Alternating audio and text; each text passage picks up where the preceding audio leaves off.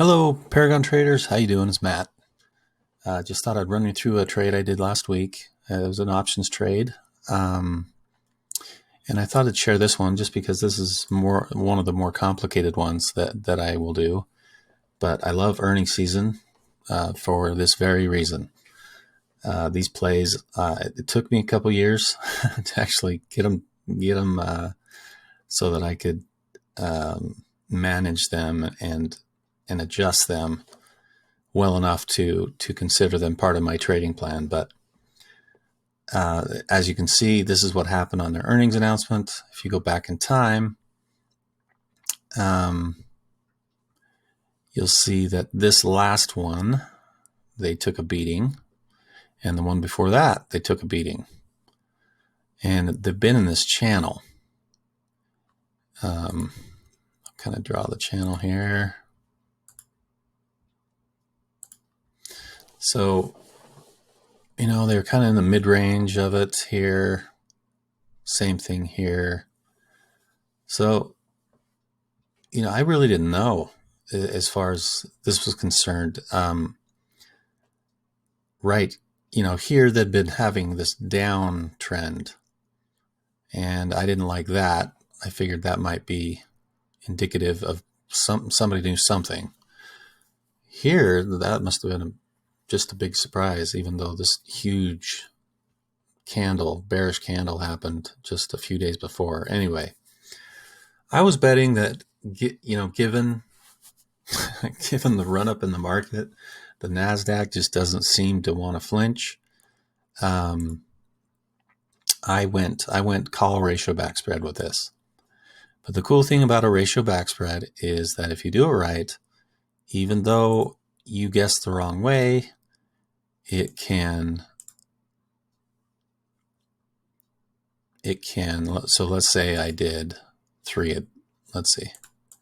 So 5 of those to 10, so 2 to 1. So even if it goes the wrong way, this is the price it was at when it closed before earnings announcement. If it goes the wrong way, you can see down here in the blue,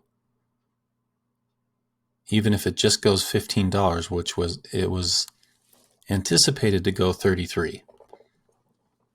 And you get that from when you go to this is the 19th. These are the prices of options. You get that by calculating what it would cost to buy an at the money straddle.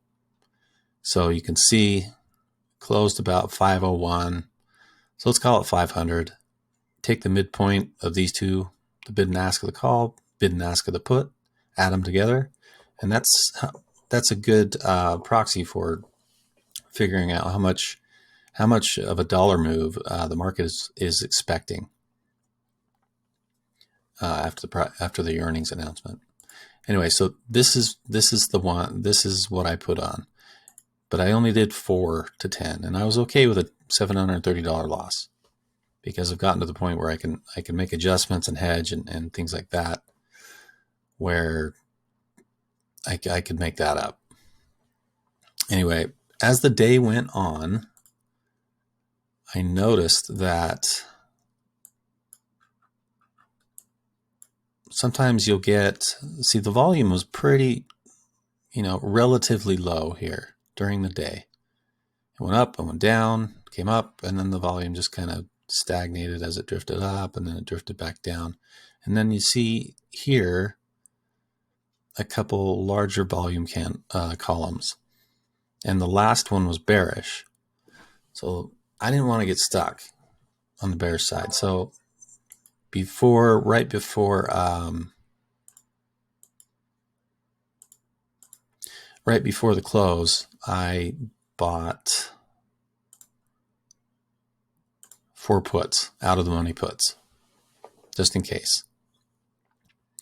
And then when I saw the earnings announcement and it started to race up, I had this order ready to go. So I ended up buying that at 505.21, 200 shares, just to increase my bullish delta. And I've got the delta right here. So at this point, I've got, 900, 1100 minus, let's call it 400, 700 delta. That's pretty good if it's moving positively. So I figured I was going to be great. And heading into the next day, this is what I owned. Now we go to the next day, and obviously it had a monster day. I did expect it to exceed the $33 expectation, move either way, but I did not expect it to move $90. So that was incredible. So first thing you want to do, you've got these negative calls, and these negative calls or short calls. What you do in a call ratio backspread is you will short a call, and this is per backspread. You'll short one call for every so many out of the money calls you buy, but you want that short call to be around 80 delta, and then you want to buy as many of the out of the money calls, keeping in mind that the market is expecting it to go a certain distance. So I don't want to go buy 25 calls at a 565 because it's really going to do me no good, even if it goes my way. It would have this time, but you gotta count on market expectations. So they were expecting it to go to, maybe 533, 534. So I bought the 520s just in case they were wrong and it didn't go as far as expected. And you always have to, that reminds me, you always have to do these on high beta, high flyer stocks, because as you can see, this is no man's land right here. This is where you will experience your biggest loss if the stock does not move at all. So on a Pepsi, on a GE, on a big behemoth that, is relatively stable, has been for 100 years, you don't want to do call ratio backspreads. You'd prefer like an iron condor or something like that. Something that has price containment elements to it and max gain in there. So this is no man's land. So you want to make sure they move. So I look for betas of 1.5 or greater. The bigger the beta, the better. Anyway, also what I was going to show you, I chose the 29th expiry on these options because the day of, the implied volatility on all these options on the 29th, 59%. If you go to the 22nd, 89%. So immediately after the earnings announcement, that's going to drop 30%. We know that because there's a known unknown. So we know they're going to report earnings. We just don't know what it is. That's why that has a 30% hike in implied volatility. So on doing these, you don't want to pay for that because we're looking to make money after the announcement, not before. So I went to the next one because the next one after that was only 9% less than that. And I didn't want to have to wait another week. So I thought this was a good place to do it. Anyway, so where are we? We see that it pops. The first thing you have to do is you have to get rid of these short calls, right? Because those are killing you right now because the stock popped up. So you buy those back immediately. Obviously for a loss, but you buy those back immediately. But you're winning here because remember that delta was 700 even though you had these. So, and as the price moves higher, the delta on a call will increase as well. So a delta, what delta means is how much does the options premium go up with every dollar increase in the price of the underlying.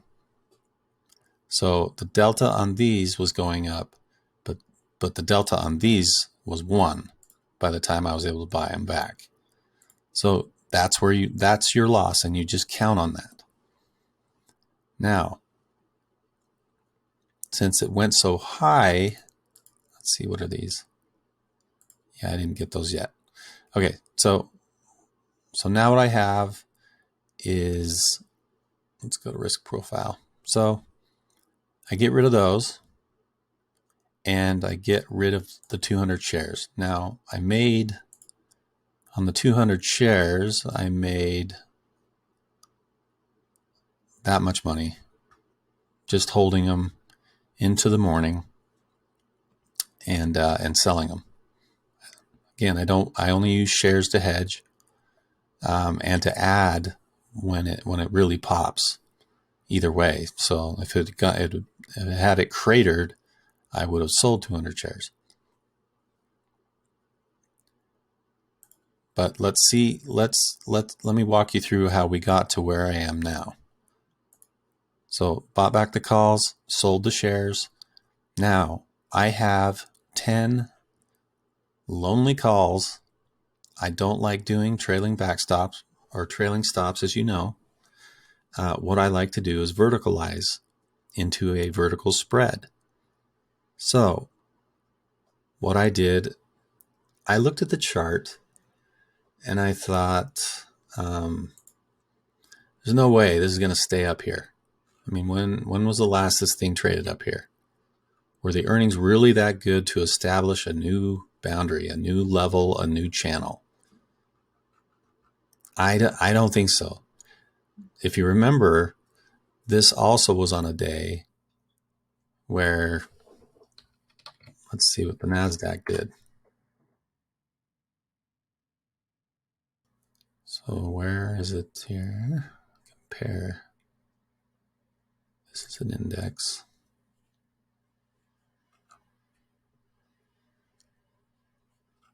Okay. Oh, I think I already have them in here. There they are. So the QQQ, but I wanted to compare it. Compare symbol. Let's just compare it with the NASDAQ. Oh, shoot.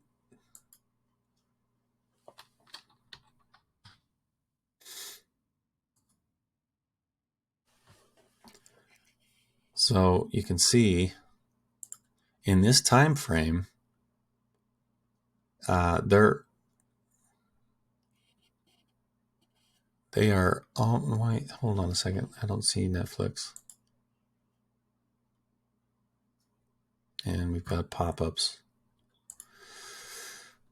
Sorry, folks. I'll get this done here. Okay, so you can see in the same time period, even though Netflix is a lot choppier, it performs like the NASDAQ. They almost have the exact same return, 1.9% difference. So if you remember that day, the NASDAQ was way up. This day right here. And a lot of it was probably due to Netflix, but the market was rallying. It wasn't just the NASDAQ. So I was thinking that was going to carry it further than it probably warranted. So I'm just trying to explain why I verticalized where I did. So what I do is I hold 10 calls at 520 at 13.25. I chose the 555 calls to verticalize. And the reason for that was, think back, I'm going to go to the 20th. Let's look at the 555 calls. I kind of want to see, I'd like to see open interest.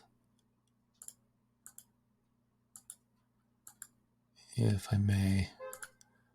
Well, I won't waste the time here, but the volume and open interest at the 555s were very attractive at that point. And obviously, look what I could sell them for. So I ended up getting 10 negative or short calls at 33.25. So that made my cost a credit, actually, on the spread, the vertical spread, of $20. Actually, this was 33.45, if I'm remembering correctly. Oh, 23.45. I apologize. 23.45. So that's what we have. So right now, here's the risk profile. I still have those puts, though, to deal with. So what I'll do is I didn't want to just sell them for a huge loss, probably a complete loss. What I do is create a bull put spread as well. So now I have a bull call spread, and what I'll do is sell 4 puts at 5.30, hedging a little more just in case the stock comes down even further. But if they're approaching 5.30, I will ditch that bull put and be done with it. Without the bull put, this is what we have. Even if it goes below, down here if it goes below 520, I still make this blue amount, 20,200, because I have a credit in that spread. The max gain is 50. Look down here when I bring it up here, 55,200. Okay. On the bull put, if I add that to it, now, as long as look at the numbers. It looks great as long as this is where it is now. Now, if it rallies, I'm going to be ditching the long or the bull put. Just keeping that. But the bull put, let's go to expiry now. Yeah, the bull put, let's see. Oh no, I clicked on the wrong. That's why I was like, that is not making sense. Yeah, so, okay, the bull put will add another $11,000 potentially if it stays up here. Now, if it starts going down, I have the other one at 55,200. So probably about 550. I'm ditching the bull put spread. And I will probably exit all of it at that point because it's just not a good trend. You can see it's been coming down. That's a massive candle right there. It almost closed at the low, but the market was down too. So this is what these things do. Now, let me take this last earnings announcement as an example. When it gaps down, usually there's a period where it fills that in. And some people call that the liquidity void. I just call it, retracing to the point where it was at. But then usually it will do it again, and it gaps down here and then retraces to where it was at before. So this may come down. This may very well come down. How fast, I don't know, but I'm definitely going to be managing this. It expires this Friday anyway, so hopefully it won't go too fast or I'll exit the position quickly. But what's happening is the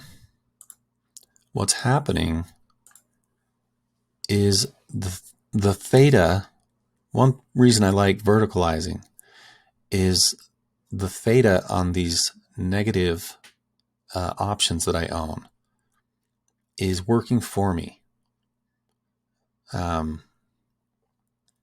Let's see if I can add the theta here. Oh, won't worry about it. Won't waste your time. But the time decay is working for me because so a short put at 530. If the price is above 530, well, what happens to a short put?